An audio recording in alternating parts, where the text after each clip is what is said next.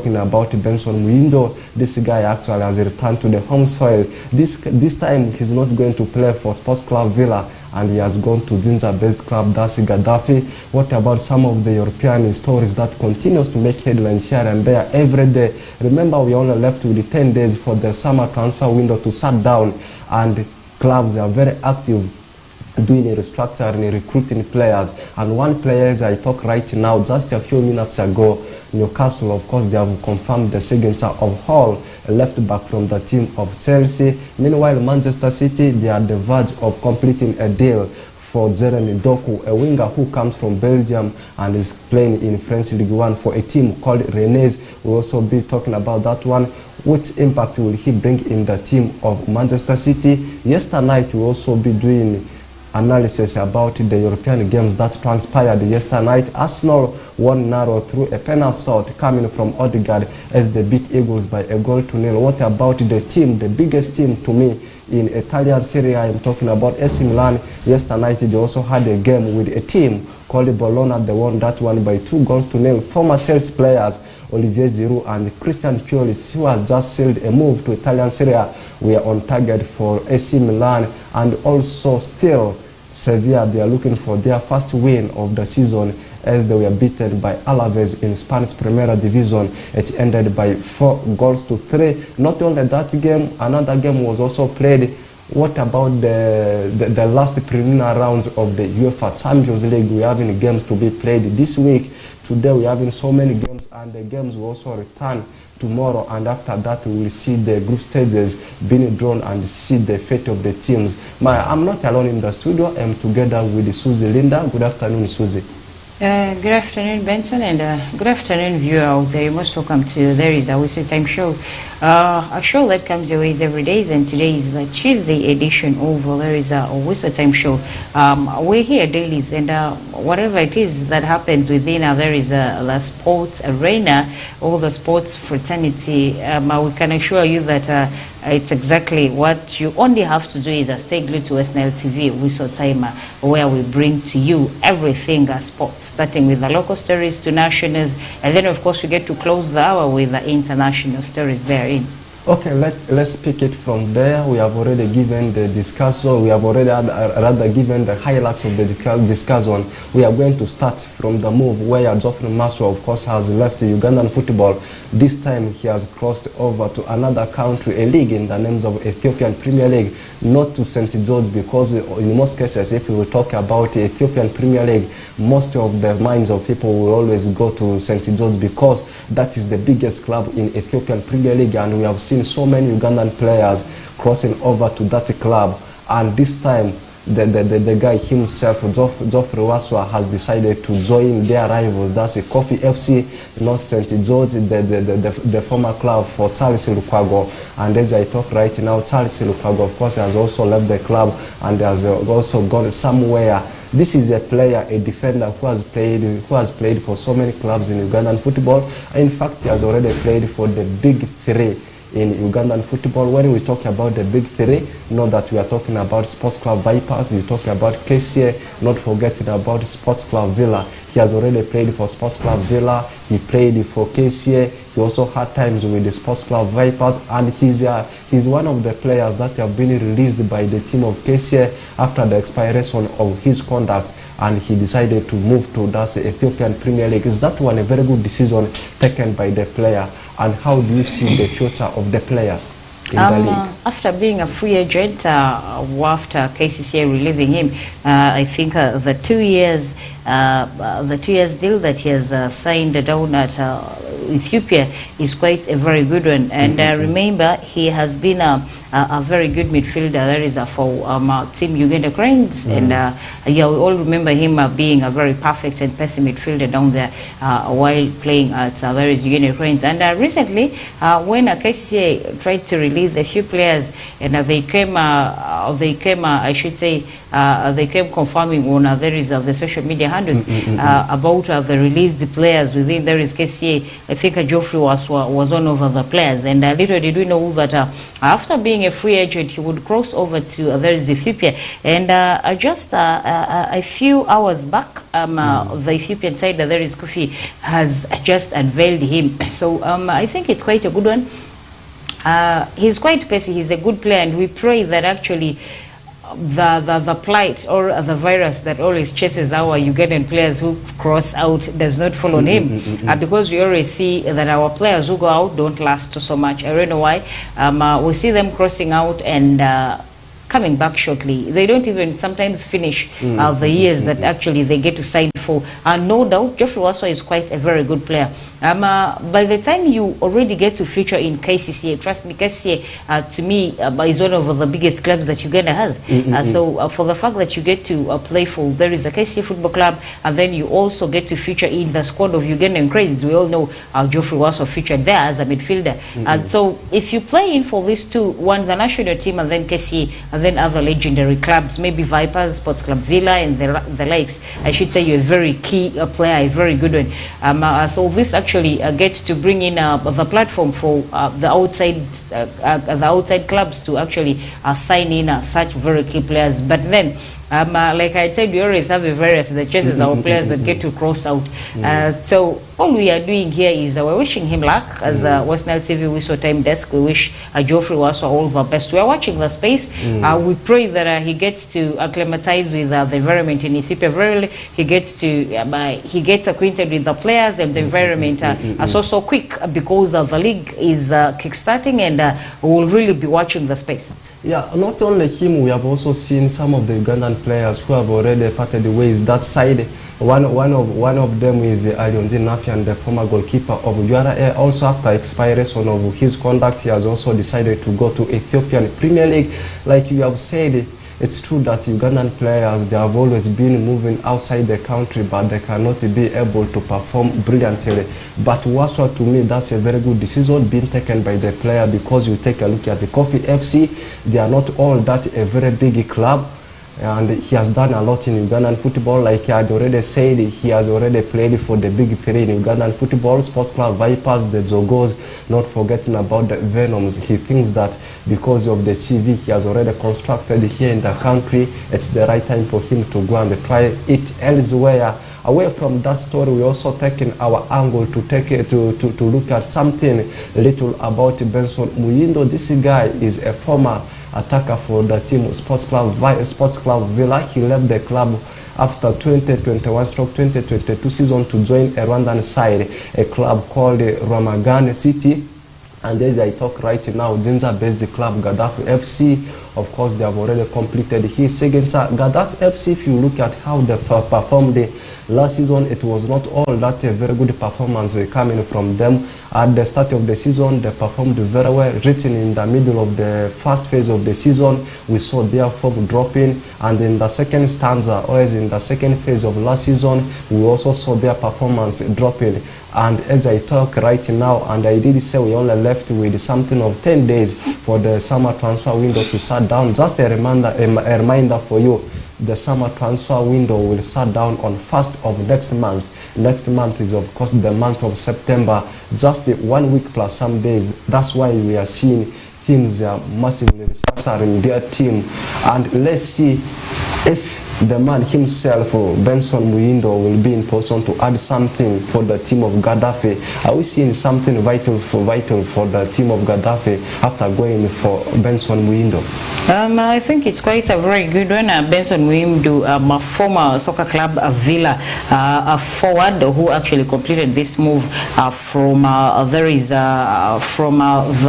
Rwandan side in the names of Rwamagana City Football Club after becoming a free agent. He joined these ones after being a free agent from there is a soccer club Villa in 2022, and now that he gets to cross over back to Gaddafi Football Club, I think it's quite a good one. Gaddafi did not perform so well. I remember Unduparaka Football Club also beat them last season when they came to there is a Greenlight Stadium, and then when they actually lost last season to both Arua-based sides that were taking part in the StarTimes Uganda Premier League. I remember I also watched the game at Barifa in the home of Royal Hill Soccer Club, and Royal Hill Soccer Club also beat them last season. So I think it wasn't quite a very good season for there is a Gaddafi, and whatever it is that they're doing this time around, they're trying to restructure there is the whole club to see to it that they come back bigger and better this very starting Nigeria Premier League season 2023-2024, and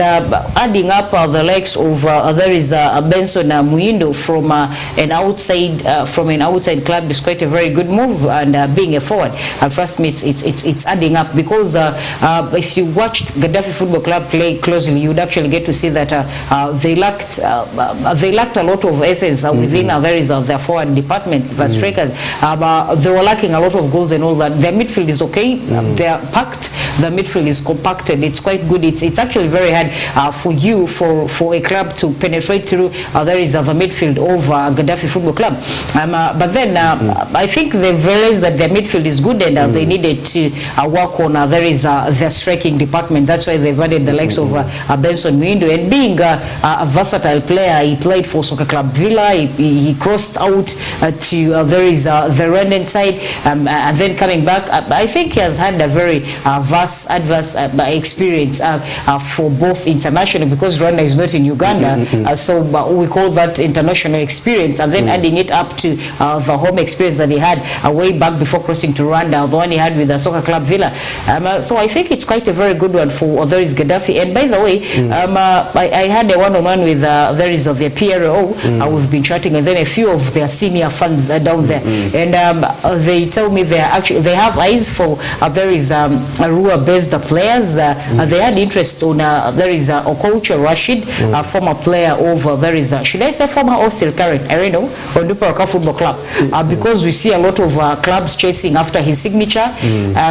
So recently he told me they're coming for Okocha, and there are a lot of clubs there they're chasing for the signature of Okocha. Even Onduparaka Football Club is trying to see that they retain him and give him the captainship armband and all that. So Gaddafi, I think within the 10 days they have been silent. By the way, I think this is the first this is the first unveiling that they have over there is Benson Muindo.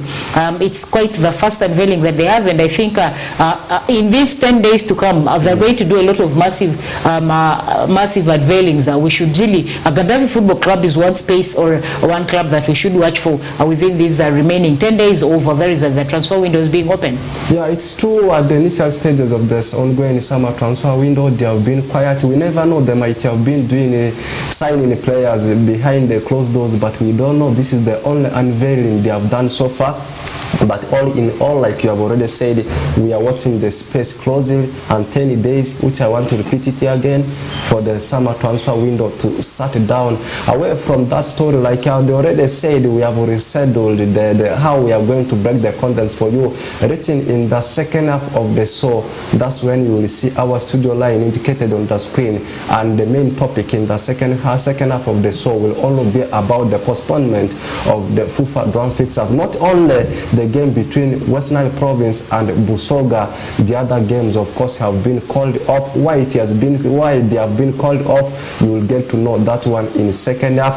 Let's to balance the time, because most of the times we'll be having in the second stanza of the show, we'll be basically discussing about the postponement of these fixtures. Let's take a look at some of the breaking stories we have in internationally. Greenwood, Mason Greenwood is already confirmed.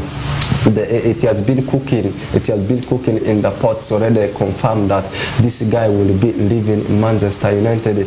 Last year, it was in October, this guy of course was charged of sexual harassment, assault here and there, rapes, and he has not been playing for the team of Manchester United. He came back till November, not in November rather, till February this year. That was when we saw the cases against him were dropped, and because of those things, he had not been included in the squad of Manchester United. Even the mere training, this guy has been doing the training alone. And before the kickstart of the new season of the English Premier League, the board of Manchester United, the stakeholders, we are saying that the issue, the decision about Mason Greenwood, whether he's going to remain with the Manchester United or else will be leaving Manchester United, shall be revealed. And today it's already communicated officially, this guy will no longer be at Manchester United. In fact, before Manchester United played the first game in English Premier League against Wolves for this season, some section of female fans who supports Manchester United were saying that if Greenwood remains at Manchester United, they will no longer be supporting Manchester United, which means some of those section the female section fans of the Manchester United, they are now relieved that the player is no longer going to be at Manchester United, and Manchester United, as we talk right now, they have parted ways with Greenwood. What next for him? Is that one a very good decision being taken by the club, as you feel this guy should have been left at the camp of Manchester United? I think Manchester United, according to me, made a very grievous, I should say, mistake, by the way, to release there is Mason Greenwood. Because if you look closely, Manchester United currently lacks a lot of a good play. They lost in the second game, and the first one they won narrowly, I should say. I think that decision was quite a very bad one, according to me, because Mason Greenwood joined Manchester United at the age of 7 years. So all this while he has been at Manchester United, and he knows all the corners. Like the saying always goes, an old broom knows all the corners of the house. So to me, I think it was a very gross decision. There is to part ways with Mason Greenwood, much as the section of female fans came in and said that if he remains, they were not going to support Manchester United and all that. I mean, there are a lot of fans out there. You don't only depend on a section of fans who come up and say maybe we don't want to and all that and all that. It's quite not a good one to me. And by the way, I read a very emotional letter written by there is a Mason Greenwood on his social media handle, where he said, I want to start by saying I understand that people will judge me because of what they have seen and heard on social media, and I know people will think the worst about me. I was brought up to know that violence or abuse in any relationship is wrong. I did not do the things I was accused of. This was very evident actually when the cases against him were all dropped in February. I was cleared of all charges. However, I fully accept I made mistakes in my relationship, and I take my share of responsibility for the situations which led to the social media posts and the arrests and charges. I am learning to understand my responsibilities to set a good example as a professional footballer. And then he says, today's decision has been part of a collaborative process between Manchester United, my family, and me. Meaning, it wasn't a decision that actually was taken by Manchester United alone. I think Mason Greenwood was also consulted together with his family and all that. So it was a collaborative decision. But he says he wants to quit. He doesn't want to be an obstruction to the activities that actually are going on in Manchester United. It's quite a sad one. Which means in the upcoming days we will see Mason Greenwood leaving the camp of Manchester United. Where he will be going, we cannot reveal at the moment, because as we talk right now, there is no club which is currently on board saying that they want Mason Greenwood. But I know before the summer transfer window shuts down, this guy will get a new club. Away from that, each and every time Chelsea plays a new game, it's always a bad omen for them in terms of losing players out injured.